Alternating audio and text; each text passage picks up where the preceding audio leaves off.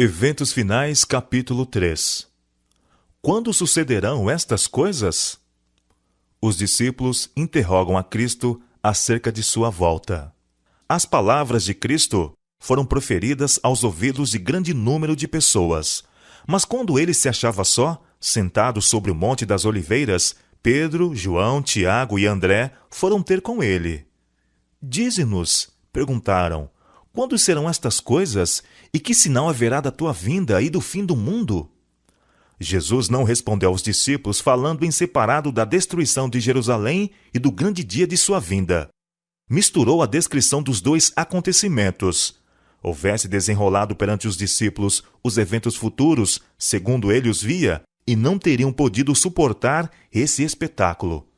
Por misericórdia com eles, Jesus misturou a descrição das duas grandes crises, deixando aos discípulos o procurar por si mesmos a significação. O tempo da volta de Cristo não é conhecido. Muitos que se têm chamado adventistas têm marcado o tempo. Repetidamente marcaram uma data para a vinda de Cristo, e repetidos fracassos têm sido o resultado. O tempo exato da vinda do nosso Senhor, diz a Bíblia, acha-se além do conhecimento dos mortais. Mesmo os anjos que ministram aos que hão de ser herdeiros da salvação não sabem o dia nem a hora. Porém, daquele dia e hora ninguém sabe, nem os anjos do céu, mas unicamente meu Pai.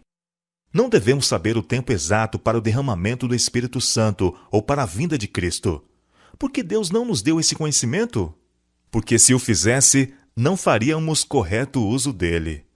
Desse conhecimento resultaria um estado de coisas entre o nosso povo que retardaria consideravelmente a obra de Deus no sentido de preparar um povo que permaneça em pé no grande dia que está para vir.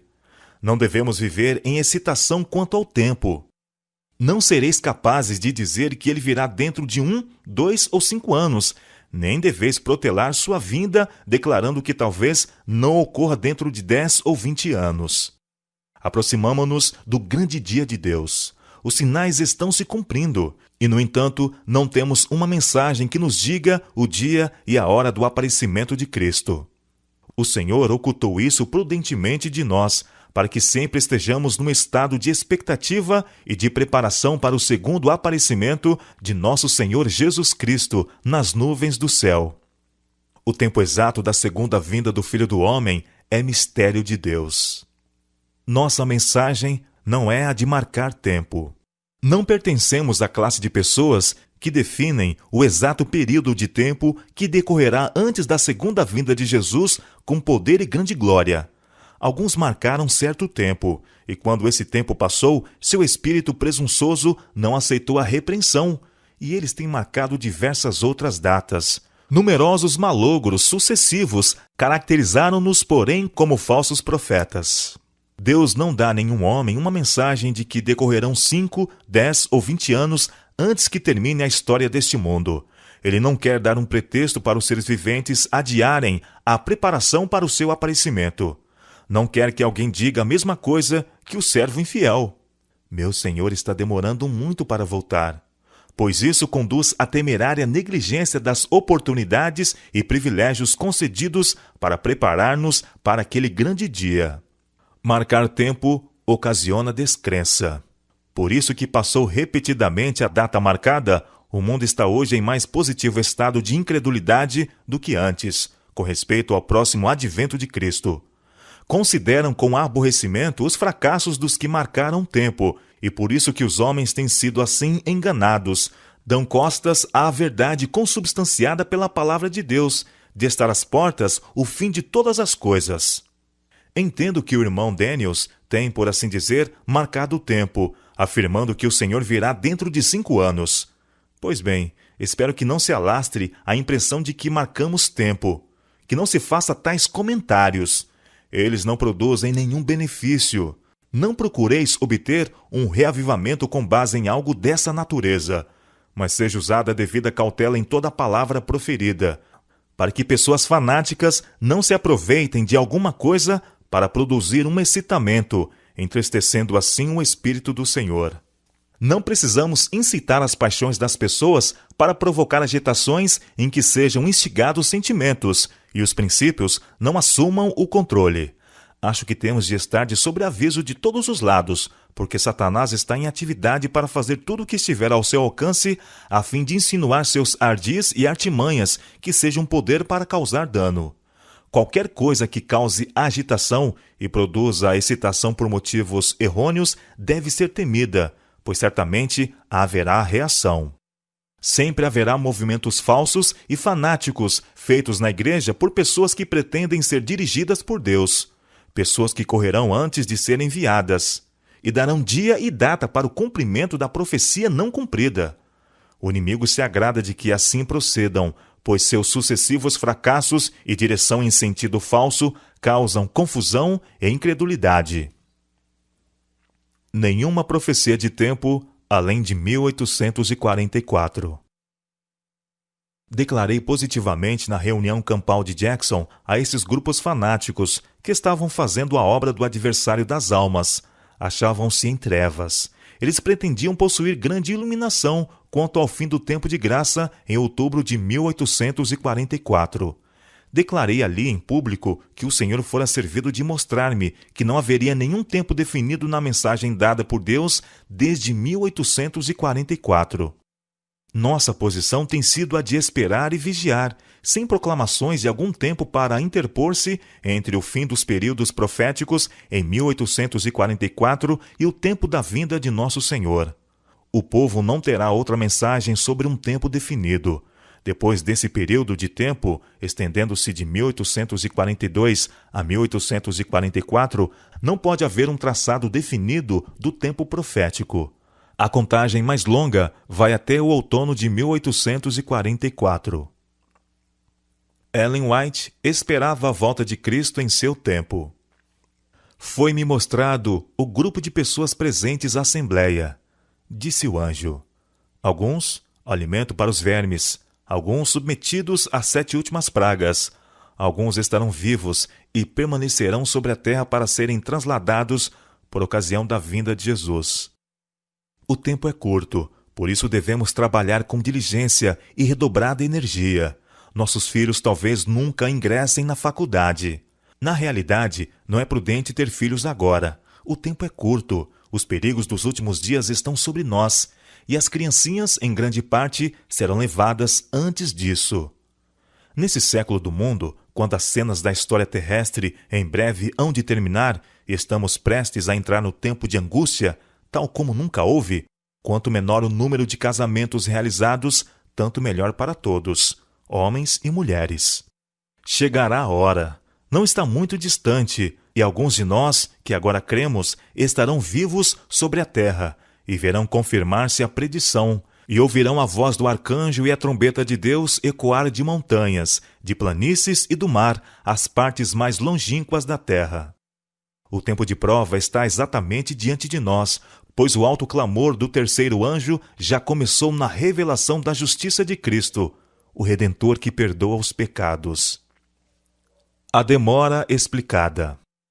A longa noite de trevas é probante, mas em misericórdia é adiada amanhã, porque se o Mestre viesse, quantos se achariam desapercebidos?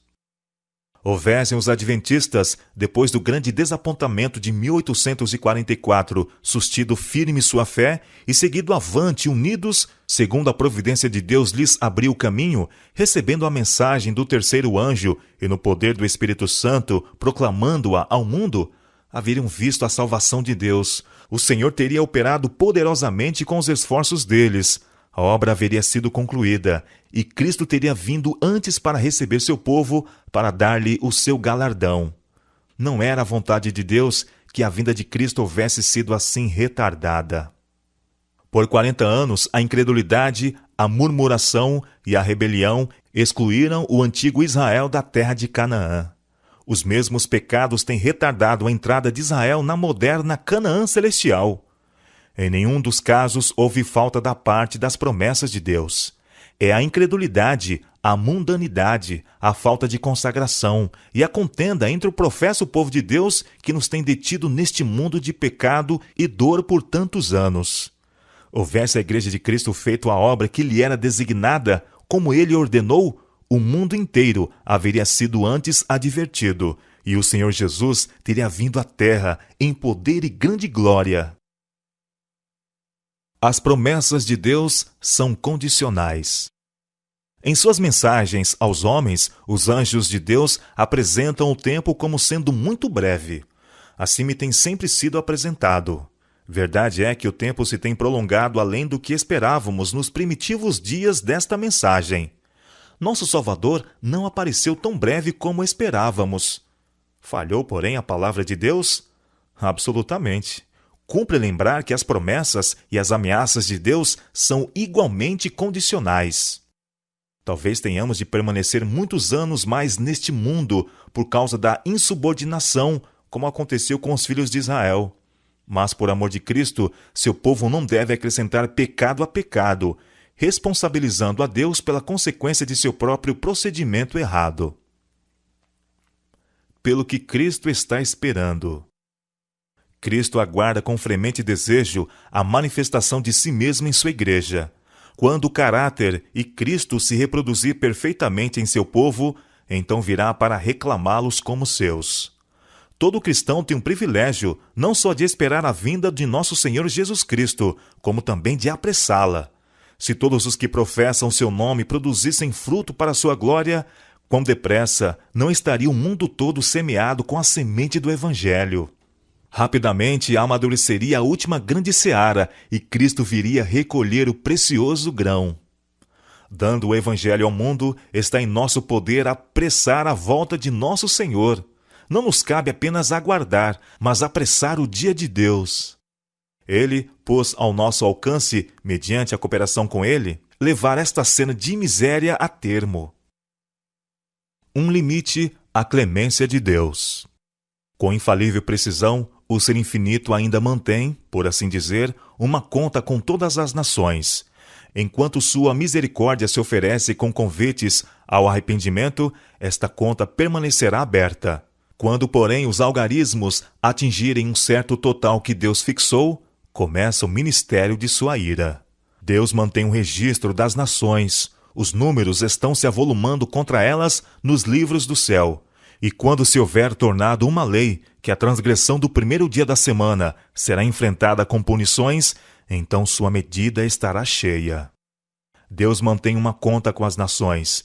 Quando chegar plenamente o tempo em que a iniquidade terá atingido o prescrito limite da misericórdia de Deus, cessará sua clemência. Quando os números acumulados nos livros de registros do céu indicarem que o total da transgressão está completo, virá a ira. Ao mesmo tempo em que a misericórdia de Deus suporta longamente o transgressor, há um limite além do qual os homens não podem ir no pecado. Quando é atingido aquele limite, os oferecimentos de misericórdia serão retirados e inicia-se o ministério do juízo. Tempo virá em que, em suas fraudes e insolências, os homens atingirão o ponto em que o Senhor não permitirá que transponham, e aprenderão que há um limite para a longanimidade de Jeová. Há um limite além do qual os juízos de Jeová não podem mais ser detidos. A transgressão quase atingiu seu limite. O tempo durará um pouco mais, até que os habitantes da terra tenham enchido a medida de sua iniquidade, e então a ira de Deus, que por tanto tempo tem estado dormitando, se despertará, e esta terra de luz beberá da taça de sua ira sem mistura. A medida da iniquidade está quase cheia, e a justiça equitativa de Deus está prestes a cair sobre os culpados. A maldade dos habitantes do mundo já quase chegou ao ponto em que Deus há de permitir ao destruidor operar com ela segundo sua vontade. A transgressão já atingiu quase seus limites. O mundo está cheio de confusão, e em breve apoderar-se-á das criaturas humanas um grande terror. O fim está muito próximo. Nós, que conhecemos a verdade, nos devemos estar preparando para o que está prestes a arrebentar sobre o mundo numa esmagadora surpresa. Devemos ter em mente o grande dia de Deus. Precisamos acostumar-nos a pensar e demorar-nos sobre as grandes cenas do julgamento que se acha precisamente diante de nós. E então, ao mantermos diante de nós as cenas do grande dia de Deus, em que tudo será revelado, isso influirá sobre o nosso caráter. Um irmão me disse: Irmão White, acha que o Senhor virá dentro de 10 anos? Que diferença fará para o irmão se ele vier dentro de 2, 4 ou 10 anos? Ora, disse ele, penso que, em alguns aspectos, eu agiria de modo diferente do que faço agora, se soubesse que o Senhor viria dentro de 10 anos. O que o irmão faria? Perguntei. Ora, eu venderia minha propriedade, começaria a examinar a palavra de Deus, procuraria advertir as pessoas e levá-las a se prepararem para a sua vinda, e suplicaria a Deus que eu estivesse preparado para o encontro com ele. Então perguntei: se soubesse que o Senhor não viria dentro de 20 anos, viveria de maneira diferente? Ele respondeu: penso que sim. Quão egoísta era a expressão de que levaria uma vida diferente, caso soubesse que o seu Senhor viria dentro de 10 anos. Pois bem, Enoque andou 300 anos com Deus. Isto é uma lição para nós, a fim de que andemos cada dia com Deus, e não estaremos seguros se não esperarmos e vigiarmos. A brevidade do tempo. Que o Senhor, de dia e de noite, não dê descanso aos que são agora descuidados e na causa e obra de Deus. O fim está próximo. Isto é o que Jesus quer que sempre mantenhamos diante de nós, a brevidade do tempo. Quando, com os remidos, estivermos em pé sobre o mar de vidro, com harpas de ouro e coroas de glória, tendo à nossa frente a imensurável eternidade, então veremos como foi curto o período de provação e espera.